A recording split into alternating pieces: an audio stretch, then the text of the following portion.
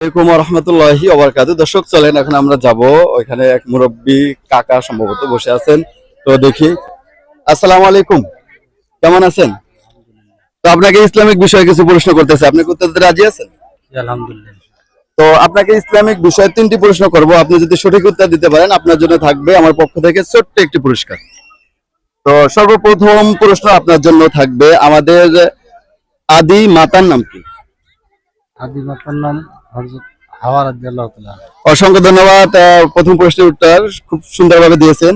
তো আপনার জন্য দ্বিতীয় প্রশ্ন থাকবে, পবিত্র কালামে সবথেকে বড় সূরা কোনটি? এটা আমি অবশ্যই বলতে পারবো না। সূরা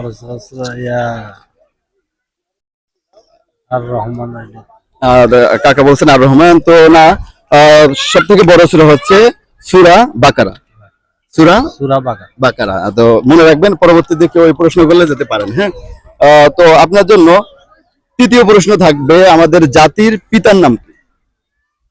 জাতির পিতা হযরত ইব্রাহিম। অসংখ্য ধন্যবাদ।